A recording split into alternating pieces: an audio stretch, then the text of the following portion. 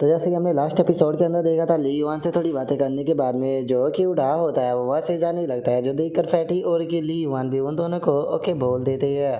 तभी जो किन जियाओ होता है वो फैटी की तरफ देखने लगता है और फैटी की तरफ देखकर अपने मन में सोचता है कि क्या सच में जो फैटी है वो यहाँ पर मेरे खिलाफ बोल रहा है। और अब उनके वहाँ से चले जाने के बाद में जो फैटी होता है वो ली युआन से बोलता है कि अगर क्यूडा की बात की जाए तो वो बहुत ही ज़्यादा ज़िद्दी है। यही कारण है कि वो अभी तक भी श्रेष्ठ पुलिसमैन जो है वो बना हुआ है, क्योंकि वो किसी से भी नहीं डरता और उसका मार्शल आर्ट भी डिसेंट है। यहाँ तक कि वो जो कि वो लॉन्ग है उससे भी नहीं डरता। लेकिन मैं एक चीज़ जो है वो तुम्हें क्लियर कर देना चाहता हूँ कि अगर तुम इस मैटर के अंदर मिक्स हुए तो यहाँ पर मेरा इस मैटर से कोई भी लेना देना नहीं होगा। जो सुनने के बाद में ली युआन उसे बोलता है कि चिंता मत कीजिए, मैं इस मैटर में इन्वॉल्व नहीं हूँ। जो सुनकर फैटी बोलता है कि चलो ये अच्छी बात है। और वो इतना बोलकर जो फैटी होता है वो वहाँ से जाने लगता है। तभी ली युआन जो होता है वो अपने मन में सोचता है कि अगर डायून एम्पायर की बात की जाए तो इसे मार्शल आर्ट का फाउंडर भी माना जाता है। यहाँ की फाउंडेशन काफ़ी अच्छी होती है, लेकिन उसी के साथ में यहाँ का जो कल्चर और यहाँ का जो नेचर है वो भी काफ़ी खतरनाक है। जैसे कि अगर कोई पर्सन किसी दूसरे पर्सन का मर्डर करता है और वो पकड़ा जाता है तो बिना ज़्यादा जानकारी के उसे डायरेक्टली मार दिया जाता है। और उसके इतना सोचते के साथ ही जो उसे फैटी होता है वो बताता है कि ये जो क्रिपल हुआ था उसकी फैमिली के अंदर टोटल 6 मेंबर थे और इसी के साथ में 5 उसके पड़ोसी थे। उन सभी को यहाँ पर एक ही पर्सन ने मारा है, बिल्कुल सेम तरीके से। और मुझे ऐसा लगता है कि इस चीज़ को करने वाला पर्सन कोई और नहीं बल्कि लियांग है। लेकिन मुझे समझ में नहीं आ रहा कि आखिर जो लियांग है वो इस तरह से लोगों को क्यों मारेगा। जोश उनका ली युआन जो होता है वो थोड़ा हैरान होते हुए बोलता है कि इस हिसाब से तो टोटल 10 से ज़्यादा लोग जो है वो मारे गए हैं, लेकिन अगर लियांग की बात की जाए तो मुझे नहीं लगता कि लियांग इस तरह का पर्सन है कि लोगों को मारेगा। जो सुनते के साथ ही जो फैटी होता है वो उसे बोलता है कि तुम इस बारे में नहीं जानते हो, लेकिन ज़्यादातर जो गैंग फाइटें होती है वो होती रहती है। जैसे कि एग्जाम्पल के तौर पर तुम गैंग लुओ को ले सकते हो, लेकिन तुम ज़्यादातर चूँकि अंदर ही रहते हो तो बाहर के बारे में ज़्यादा कुछ नहीं जानते। लेकिन इस टाइम पर सिटी मार्शल लॉ के अंदर आ चुकी है तो सही ये रहेगा कि तुम इस टाइम पर शॉप के अंदर ही रहना।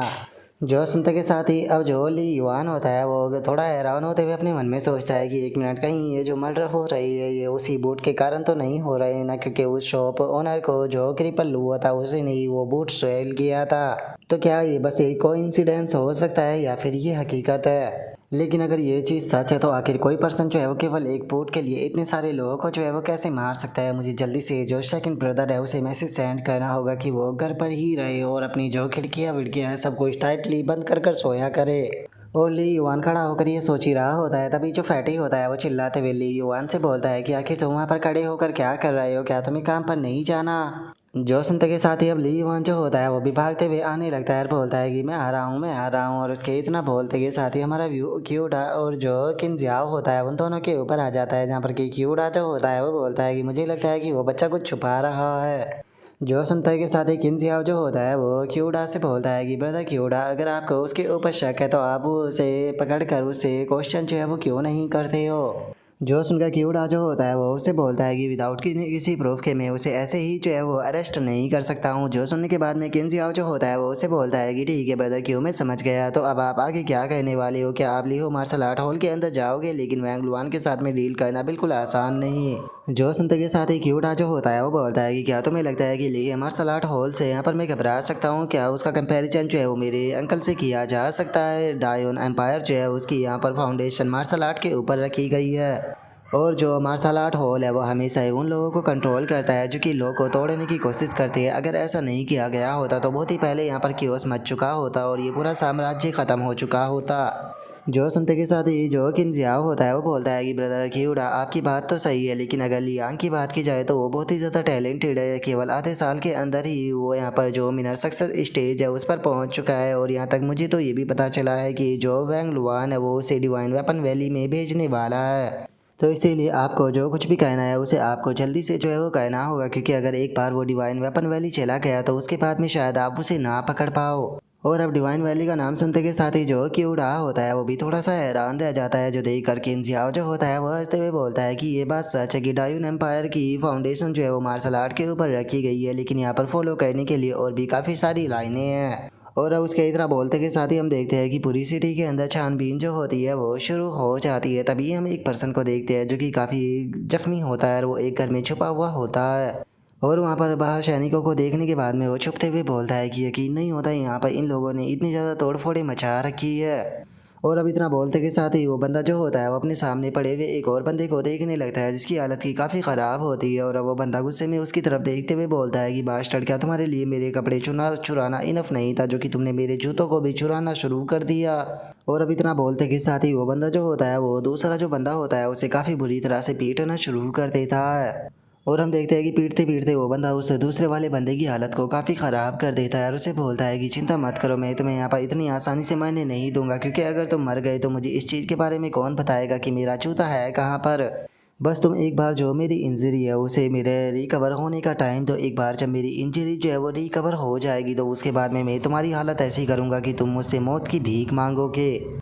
और अब इतना बोलते के साथ ही वो बंदा जो होता है वो किवाड़ों को बंद करने लगता है। किवाड़ों को बंद करते हुए बोलता है कि यकीन नहीं होता कि तुम्हारे अंदर इतनी हिम्मत आ गई थी कि तुमने मेरी चीज़ों को सुनाना शुरू कर दिया था। और अब उसके इतना बोलते ही हमारा व्यू ली युवान के ऊपर आ जाता है, जो कि उस जूते को लेकर एक साइड में बैठा हुआ होता है और उस जूते को देखते हुए बोलता है कि क्या इस जूते के अंदर किसी प्रकार का कोई सीक्रेट मौजूद है, लेकिन मुझे तो इस जूते के अंदर कुछ भी स्पेशल जो है वो नज़र नहीं आ रहा।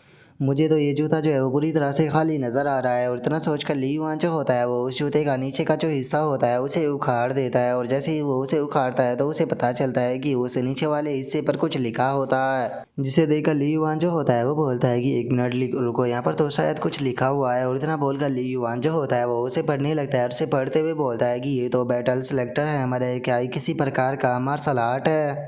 और अब इतना बोलकर जो ली युआन होता है वो काफ़ी ज़्यादा हैरान जो है वो हो जाता है। हैरान होते हुए मन में सोचता है कि आखिर ऐसा कौन हो सकता है जो कि सूज के अंदर मार्शल आर्ट को लेकर फुरेगा। अगर इस मार्शल आर्ट की बात की जाए तो इसे way of arm battle selector महमर टेक्निक कहा जाता है। अगर इस टेक्निक की बात की जाए तो ये एक सुपर आर्ट है डिवाइन वेपन वैली का, लेकिन वहीं जिस वाइट एप हैमर की टेक्निक को हम लोग प्रैक्टिस करते हैं वो मिडिल ग्रेड और लोअर ग्रेड का आर्ट होगा।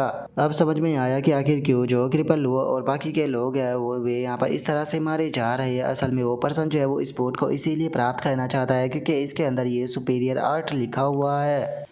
लेकिन ऐसा है तो जो किलर है उसे ऑलरेडी इस चीज़ के बारे में पता चल चुका होगा कि ये बूट जो है वो मेरे पास में है और शायद इस टाइम पर वो मेरे ऊपर नज़र भी रखे हुए हो। सच में इस चीज़ को देखकर ऐसा लगता है कि बुरा लक और जो अच्छा लक होता है वो दोनों एक साथ में ही आते हैं। अब मुझे समझ में नहीं आ रहा कि इसे मुझे अपने पास में रखना चाहिए या फिर फेंकना चाहिए। और उसके इतना बोलते के साथ ही सिस्टम के ऊपर नोटिफिकेशन आती है जिसमें कि बताया जाता है कि इस टेक्निक का नाम जो है वो बैटल सेलेक्टर है हमारा, जो कि डिवाइन वेपन वैली का एक सीक्रेट आर्ट है।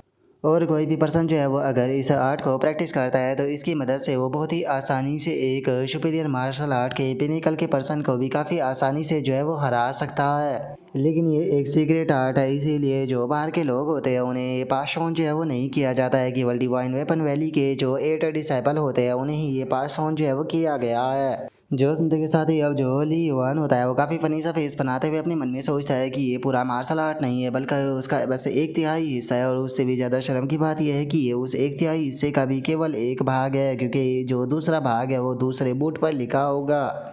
लेकिन अगर इस स्किल की जो फाइटिंग स्टाइल है उसकी बात की जाए तो इसके अंदर टोटल 72 डिफरेंट फॉर्म जो है वो होती है। और अगर तुम जो एंट्री लेवल है उस पर पहुंचना चाहते हो तो उसके लिए तुम्हें फर्स्ट फॉर्म को मास्टर जो है वो करना होगा। लेकिन सिंगल हैमर फॉर्म को भी मास्टर करना बिल्कुल भी आसान नहीं है, क्योंकि सिंगल हैमर फॉर्म के अंदर टोटल 81 डिफरेंट वेरिएशन जो है वो होती है। और अब इतना सोचकर जो ली युआन होता है वो थोड़ा सा परेशान होने लगता है और परेशान होते हुए मन में सोचता है कि क्या मुझे इस टेक्निक को भी सीखना चाहिए। वैसे भी ये एक हैमर टेक्निक है, लेकिन अगर इस हैमर टेक्निक की बात की जाए तो ये कोई नॉर्मल टेक्निक नहीं है बल्कि डिवाइन वेपन वैली की 5 ग्रेट सीक्रेट टेक्निक में से एक है। ठीक है, मैंने अपना फैसला जो है वो कर लिया है, क्योंकि अब मैं इस मैटर के अंदर इन्वॉल्व हो ही चुका हूँ, तो इसीलिए अगर मैं भागना भी चाहूँ तो भी मैं इस मैटर के अंदर से नहीं भाग सकता हूँ। तो इसीलिए मैंने फैसला किया है कि मैं इसे मास्टर जो है वो करूँगा और अब जो लाइफ होगी वो इसी के ऊपर डिपेंड होगी। और अब उसके इतना बोलते के साथ ही जो नरेटिंग वॉइस होती है वो हमें बताती है कि जो गाउलू कंट्री थी अगले 2 महीने तक उसके अंदर लॉकडाउन जो है वो लगा रहा और धीरे धीरे जो सर्दियाँ थी वो भी बढ़ती रही और चारों तरफ हमेशा उसी कातिल की जांच पड़ताल होती रहती थी ताकि उसे ढूंढा जा सके। और उसके इतना बोलते हम एक बंदे को देखते हैं जो कि एक टूटी हुई दीवार के इशारे से बैठा हुआ होता है और हमें पता चलता है कि ये वही बंदा होता है जो कि कुछ टाइम पहले उस दूसरे बंदे को घर पे मार रहा था। और अब वो बंदा जो होता है वो खड़ा होते हुए गुस्से में बोलता है कि सच में यकीन नहीं होता, ये कंट्री जो है वो इतनी ज़्यादा छोटी है लेकिन उसके बाद भी इस कंट्री के अंदर इतने सारे इटर्नल एनर्जी मास्टर जो है वो कैसे हो सकते हैं। लेकिन अगर जो डिवाइन वेपन वैली है उसकी बात की जाए तो डिवाइन वेपन वैली जो है वो यहाँ पर किसी से भी नहीं डरती, चाहे वो जो ढाई लुआंग नंबर 1 सेक्ट है, चाहे वो हो या फिर 5 जेड पोजिशन ब्लेड सेक्ट हो या फिर ग्रैंड वाइटा ये जो 1 सेक्ट हो। और उस बंदे के इतना बोलते के साथ ही हम देखते हैं कि उसकी बॉडी जो होती है वो काफ़ी ज़्यादा बुरी हो चुकी होती है, क्योंकि उसके शरीर के ऊपर बहुत ज़्यादा जख्म होते हैं। और वो अपने जख्मों को देखते हुए बोलता है कि ये आखिरी जो स्लैश था वो बहुत ही ज़्यादा करीब था, शुक्र है कि मैं बच पाया। और उस बंदे के इतना बोलते के साथ ही हम देखते हैं कि उसके सामने एक स्केलेटन जो होता है वो पड़ा होता है, और वो बंदा जो होता है वो स्केलेटन के कपड़ों को उठाकर वहाँ से निकल जाता है। और जैसे ही वो बाहर निकलता है तो हम देखते हैं कि न्यू ईयर आ जाता है, जिसका आसमान में बहुत ज़्यादा पटाखे फूटने लगते हैं। और तभी हम देखते हैं कि एक बंदा जो होता है वो अपने कमरे के अंदर से बाहर आने लगता है, और बाहर आते हुए बोलता है कि जो स्नो है वो बहुत ज़्यादा हैवी है, सच बताओ तो मैं ऐसे में बाहर निकलना बिल्कुल भी नहीं चाहता हूँ। लेकिन चाहे कुछ भी क्यों ना हो जाए, मैं अपनी जो ट्रेनिंग है उसे बिल्कुल भी जो है वो नहीं रोक सकता हूँ। मुझे जो अपनी ट्रेनिंग है वो लगातार करते रहना होगा अगर मैं खुद को पावरफुल बनाना चाहता हूँ तो। और अब उस बंदे के इतना बोलते के साथ ही हमारा व्यू जो होता है वो नो गोई के ऊपर आ जाता है, जो कि अपनी ट्रेनिंग को कर रहा होता है। और अपनी ट्रेनिंग को करते हुए जो नो गोई होता है वो अचानक से बहुत ज़्यादा खुश हो जाता है, और खुश होकर चिल्लाते हुए बोलता है कि फाइनली मैं एंट्री लेवल पर पहुँच गया। और अब नोगोई की इस बात को सुनते के साथ ही वहाँ पर खड़े हुए जो बंदे होते हैं वो भी नोगोई की तारीफ करने लगते हैं। और एक बंदा बोलता है कि क्या बात है ब्रदर, नोगोई तो ये जो एंट्री लेवल है उस पर पहुँच चुके हैं। जो उनका दूसरा बंदा जो होता है वो बोलता है कि सच में ब्रदर नोगोई तो बहुत ज़्यादा अमेजिंग है, वे कितने कम टाइम पे रही जो एंट्री लेवल है उस पर पहुंच चुके हैं, पता नहीं मैं भी कब एंट्री लेवल पर जो है वो पहुंचूंगा। जो सुनकर एक और बंदा बोलता है कि सच में अब तो मुझे इनसे जलस हो रही है। और अब इतना बोलते के साथ ही सभी बंदे जो होते हैं वो आकर जो नूगोई होता है उसे चारों तरफ से घेर लेते हैं। और एक बंदा बोलता है कि ब्रदर नूगोई, मुझे यकीन है कि आप ही इस बार इनर कोर्ट यार्ड के अंदर जाओगे, लेकिन जब इनर कोर्ट यार्ड के अंदर जाओगे तो हम लोगों को मत भूल जाना। जो सुनते के साथ ही एक और बंदा जो होता है वो भी बोलता है कि मुझे यकीन है कि ब्रदर नूगोई जो है वो हम लोगों को कभी भी नहीं भूलेगी, क्योंकि वो उन लोगों की तरह नहीं है। जो सुनते के साथ ही जो नूगोई होता है वो अपने मन में सोचता है कि मैंने पिछले 2 महीने से उसे नहीं देखा है, तो कहीं ऐसा तो नहीं कि वो भी एंट्री लेवल पर जो है वो पहुंच चुका है। नहीं, ऐसा बिल्कुल भी नहीं हो सकता, क्योंकि जो ब्रदर इन लो है वो उसे बिल्कुल भी ब्रीथिंग मेथड जो है वो नहीं सिखा रहा है। मैं मानता हूँ वो स्मार्ट है, लेकिन बिना ब्रीथिंग मेथड के वो कभी भी यहाँ पर पास नहीं कर पाएगा। लेकिन यहाँ पर जो ये लोग हैं इनसे भी मुझे थोड़ा डिस्टेंस जो है वो बना कर रखना होगा, कि ये सभी लोग जो है वो लोअर क्लास के कॉमनर है, तो इसीलिए इनके बेफालतू के यहाँ पर ज़्यादा करीब आकर मैं अपना ही जो पाथ है उसे बिगाड़ूंगा।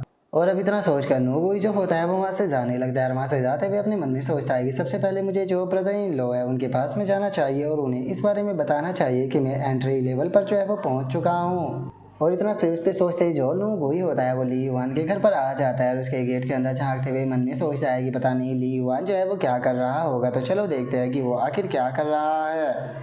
और इतना बोलते के साथ ही वो जैसे ही सामने की तरफ देखता है तो उसे एक स्नोमैन नज़र आता है, जिसके की हाथ में वही हैमर होता है, जिसे देखने के बाद में नोगोई जो होता है वो भी काफ़ी ज़्यादा हैरान रह जाता है। और वो हैरान होकर अंदर आते हुए अपने मन में सोचता है कि एक मिनट, मुझे ये मत कहना कि ये ली युआन है, कहीं ऐसा तो नहीं कि ये ट्रेनिंग करने के कारण ठंड में पूरी तरह से जम गया और वहीं पर ही मारा गया। और उसके इतना बोलते के साथ ही अचानक से उस स्नोमैन के पास में से बहुत ही पावरफुल एनर्जी रिलीज होती है, और उस एनर्जी के बीच में जो ली युआन होता है वो हमें अपने हैमर को घुमाते हुए नजर आता है, जिसे देख कर नोगोई जो होता है वो बहुत ज़्यादा हैरान रह जाता है। और हैरान होते हुए मन में सोचता है कि ये क्या हो रहा है। और उसके इतना सोचते के साथ ही जो ली युआन होता है वो अलग अलग पोज में जो हैमर होता है उसे घुमा कर चलाने लगता है, जिसे देखने के बाद में नोगोई जो होता है वो हैरान होते हुए अपने मन में सोचता है कि एक मिनट, मुझे ये मत कहना कि जो ली युआन है उसने वाइट एप मेटल हैमर जो है उसे मास्टर कर लिया है, लेकिन आखिर ऐसा पॉसिबल कैसे है। और अब इतना सोचते के साथ ही जो नोगोई होता है वो भागते हुए वहाँ से जाने लगता है, वहाँ से जाते हुए बोलता है कि ये मैटर जो है वो बहुत ही ज़्यादा बड़ा है, तो इसीलिए मुझे जल्दी से ब्रदर इन लो के पास में जाना होगा और उन्हें ये मैटर जो है वो बताना होगा।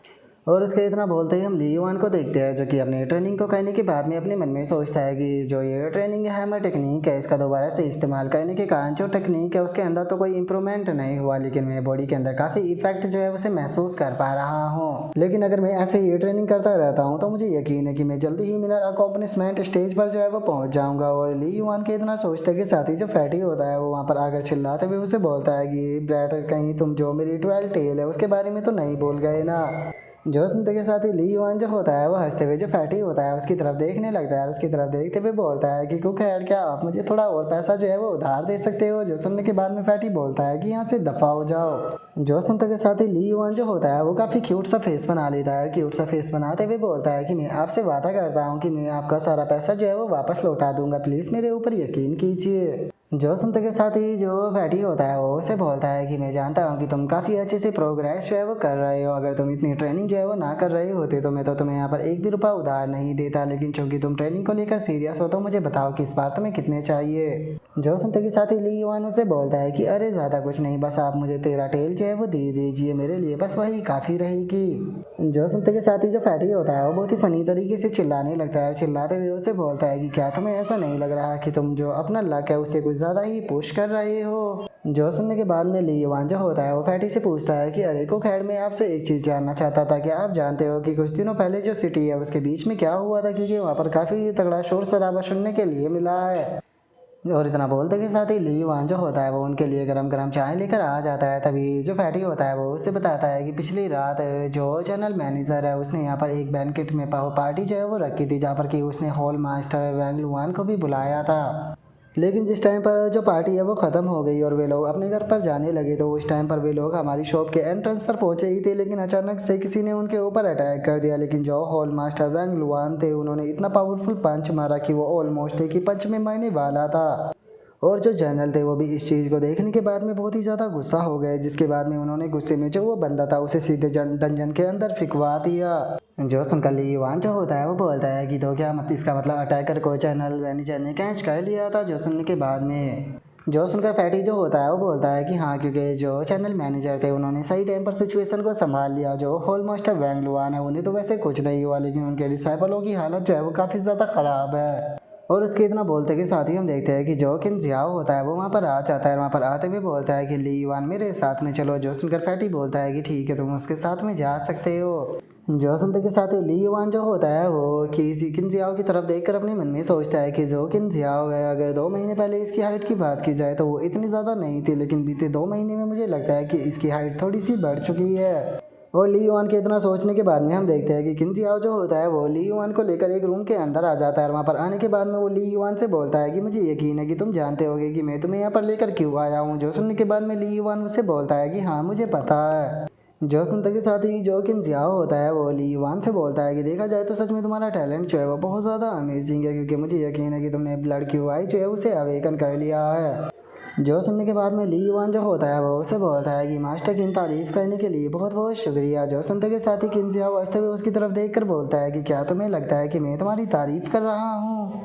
अगर देखा जाए तो तुम्हारा कॉन्स्टिट्यूशन जो है वो यहाँ पर नूगुई की तरह इतना अच्छा नहीं है, लेकिन उसके बाद भी तुम जो वाइट एप हैमर है उसके अंदर लगातार इस तरह से प्रोग्रेस कर रहे हो, जैसे कि इनर कोर्टयार्ड के अंदर तुम ही जाने वाले, और कोई भी तुम्हारे टैलेंट को देखकर कह सकता है कि इनर कोर्टयार्ड तुम्हारा ही होने वाला है। लेकिन मैं पहले ही किसी पर्सन को इस चीज़ का वादा कर चुका हूँ कि इस बार इनर कोर्टयार्ड के अंदर जो पर्सन जाएगा वो कोई और नहीं, वो नूगो ही होगा। तो इसीलिए मैं जानना चाहता हूँ कि क्या तुम्हें मेरे इस फैसले से कोई प्रॉब्लम है। जो सुनते के साथ ही ली युआन जो होता है वो किन जियाओ से बोलता है कि नहीं, डिसाइपल के अंदर इतनी हिम्मत नहीं है कि वो आपके फैसले के खिलाफ जा पाए। जो सुनने के बाद में किन जियाओ से बोलता है कि क्या सच में तुम मेरे फैसले के खिलाफ जाने वाले नहीं हो।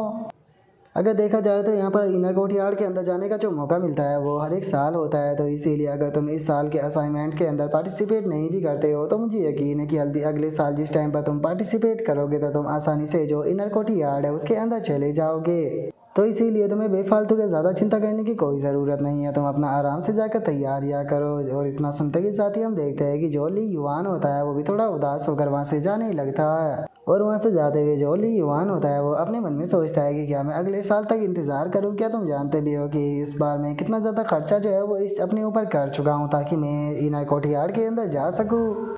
और उसके इतना सोचते के साथ ही जो नूगुई होता है वो किन जियाओ से बोलता है कि ब्रदर इन लो, अगर आप चाहो तो मैं अगले साल तक कोर्टयार्ड के अंदर जाने का इंतज़ार जो है वो कर सकता हूँ, क्योंकि ली युआन का टैलेंट और उसकी पावर मुझसे ज़्यादा है, तो इसीलिए उसे ही इनर कोर्टयार्ड के अंदर जाने दीजिए। जो सुनकर जो किन जियाओ होता है वो उसे बोलता है कि क्या तुम 1 साल तक इंतज़ार करना चाहते हो। सारी चीज़ें जो है वो पहले ही मेरे द्वारा से अरेंज की गई है, इसीलिए मैं तुम्हें मिडल कोर्टयार्ड के अंदर लेकर आया हूँ। अगर तुम किसी दूसरी कोर्टयार्ड के अंदर होते तो वहाँ पर तुम्हारा इंटर कर पाना बहुत ही ज़्यादा मुश्किल था, तो इसीलिए तुम्हें बेफालतू की चिंता करने की कोई ज़रूरत नहीं है, क्योंकि 1 साल तक इनर कोर्टयार्ड के अंदर जाने के लिए इंतज़ार करना बहुत ही ज़्यादा हो जाएगा। और वैसे भी तुम्हें इस साल इनर कोर्टयार्ड के अंदर इंटर कराने का सबसे बड़ा कारण यह है कि जो डिवाइन वेपन वैली है वो ओपन होने वाली है, जिसके अंदर की हमारी शॉप से भी जो इनर कोर्टयार्ड के डिसाइपल है वो जाएंगे।